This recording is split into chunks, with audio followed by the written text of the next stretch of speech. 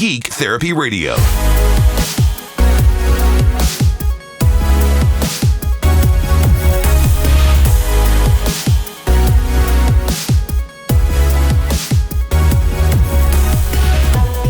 Welcome to the Geek Therapy Radio podcast.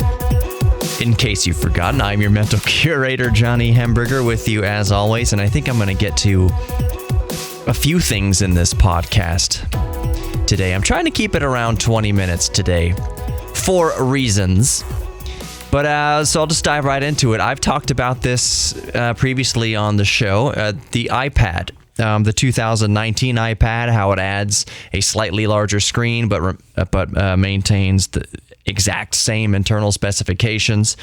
So my argument was basically that if you have a 2018 iPad, there's no reason to upgrade to a 2019 iPad. But if you don't have an iPad and you want an iPad, yeah, I think the 2019 iPad is a good option because of its price point. And it's one of these kind of rare...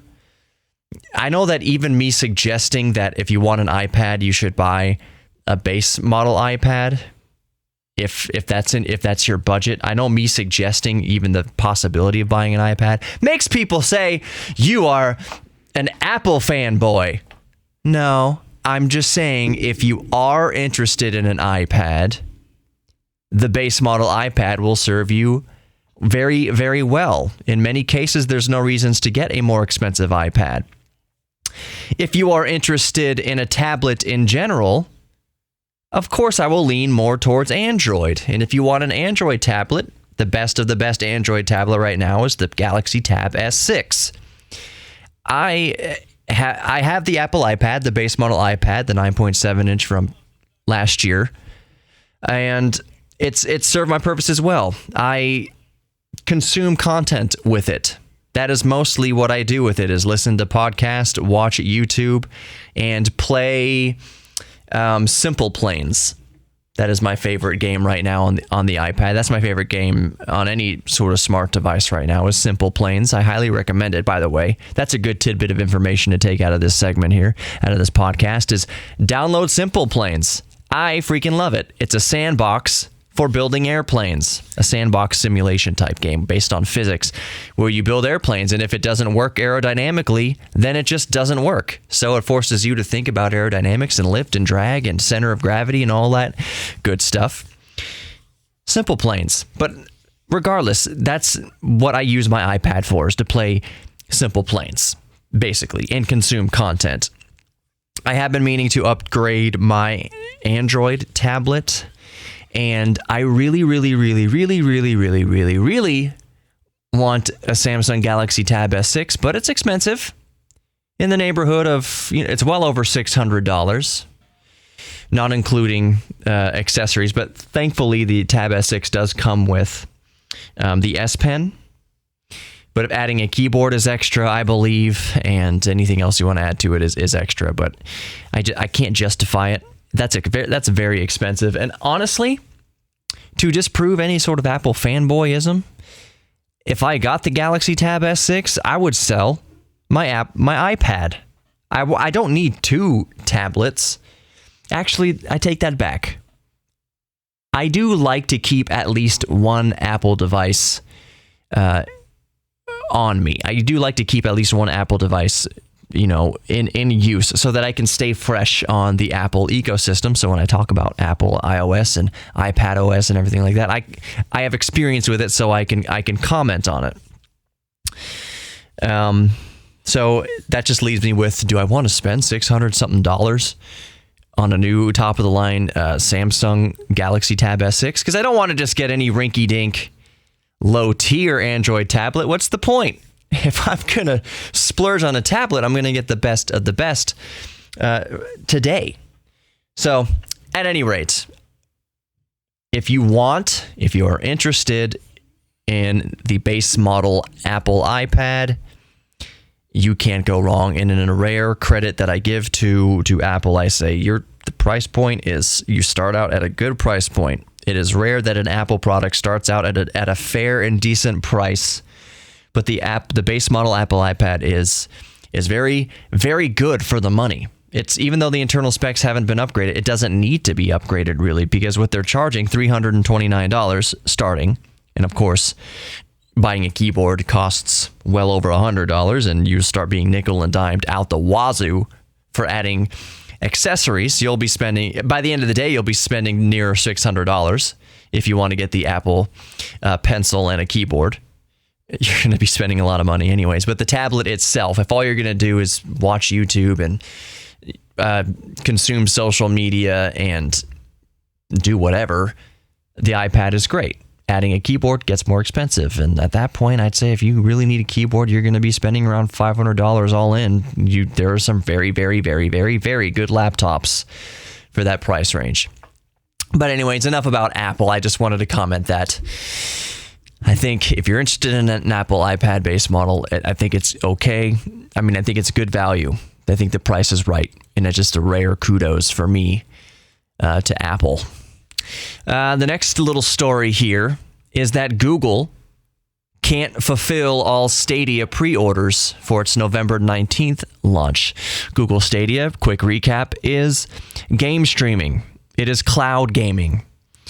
You'll be able to play your AAA titles on any device that has a Google Stadia account. So you can play top of the line, latest release PC games on your smartphone, on your tablet, on your computer through game streaming. You don't have to have the game stored locally or run it off your local hardware.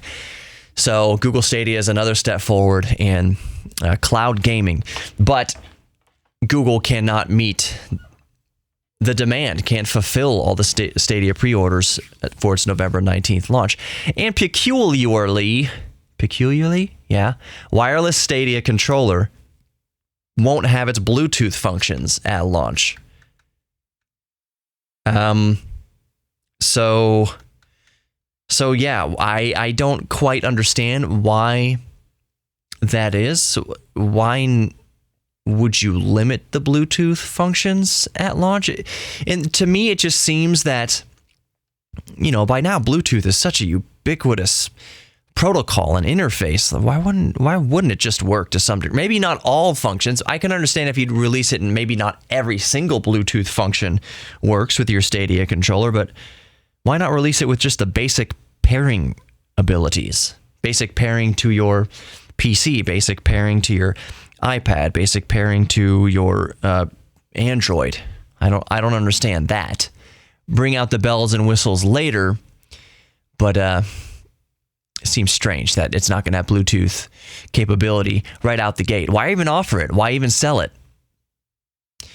So when they do get up to speed to fulfill the orders, everything should be fine. But perhaps that's a good sign, Perhaps that's a good sign that so many people have pre-ordered that Google, a massive company like Google, which sounds crazy to say in its own right, but a massive company like Google can't keep up with the demand for it. Perhaps that is a good sign. But it's just strange to me, like I said, that the Bluetooth controller won't have Bluetooth right out of the gate. I should mention that the controller does have full USB compatibility. So if you have a USB cable, yes, you can plug that into your tablet, you can plug that into your phone, your PC, and get the full features that way. But at launch, there's no Bluetooth. It will be able to pair wirelessly to, what is the Chromecast Ultra. But it won't be able to be used as a generic Bluetooth controller with anything else. My reasoning for this, and it is frustrating to me,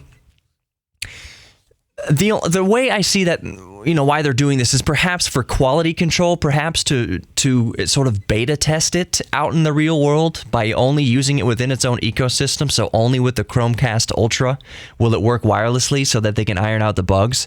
Basically, they're releasing a beta version of the controller's firmware out into the wild. And the reason why that bugs me is you're paying for it.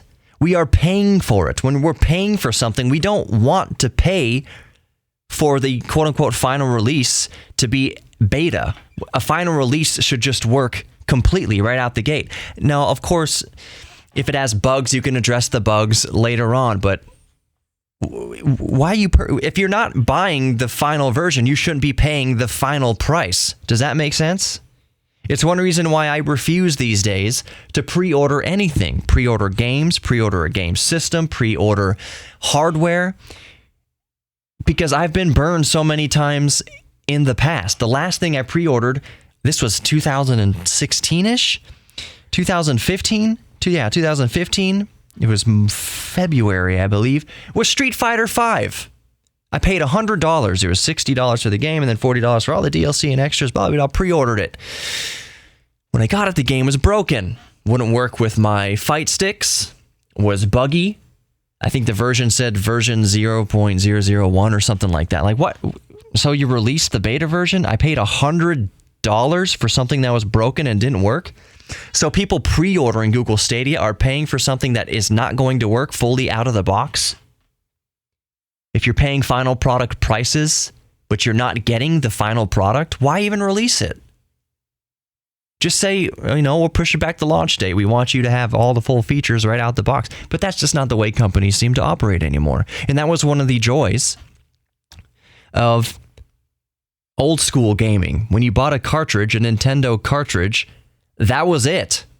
And if there were bugs and glitches in there, like the extra lives glitch in Super Mario Brothers, where you stomp on the shell. What level was it? What world and level? I forget, but it's the final steps.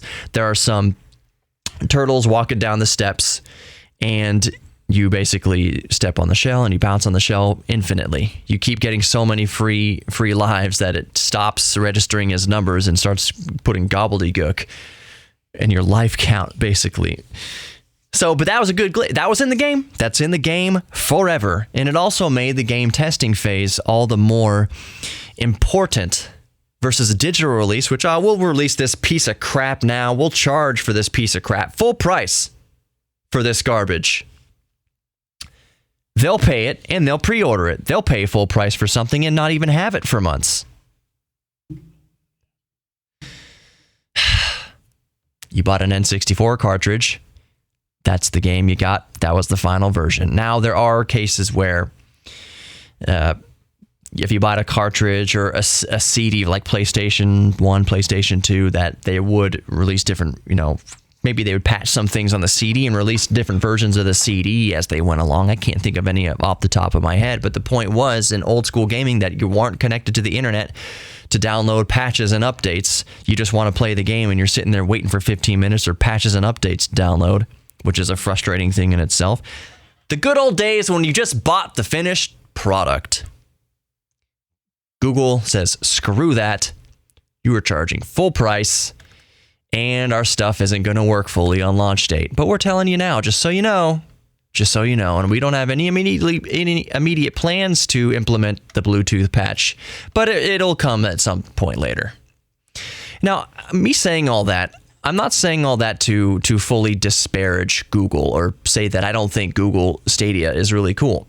I still think a big, huge miss on Google's part is not releasing a Google Pixel Stadia smartphone with built-in controls.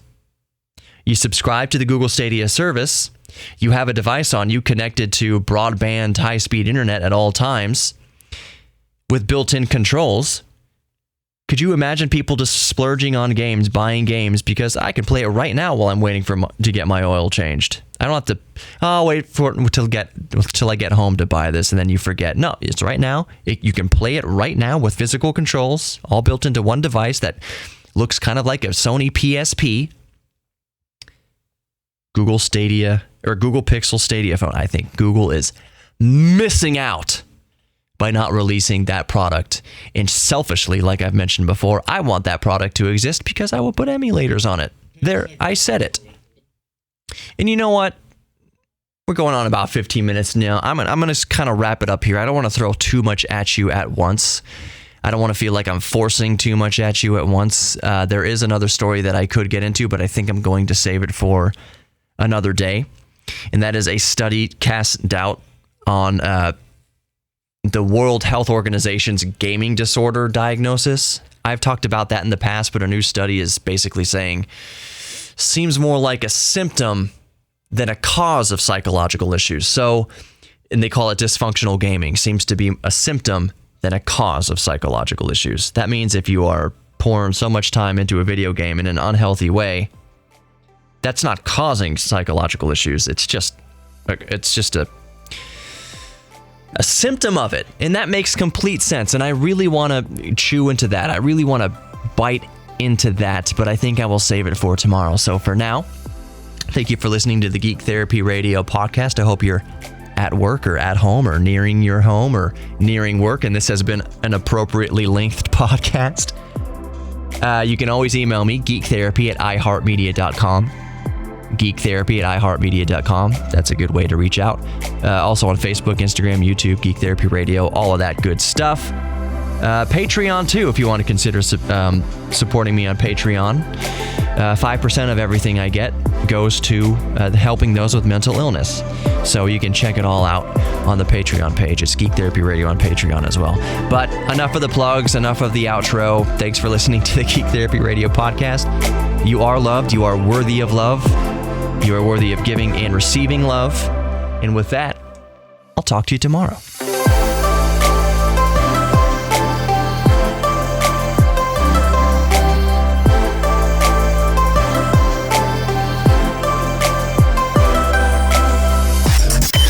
Geek Therapy Radio, Saturday night at 10 on KPRC 950.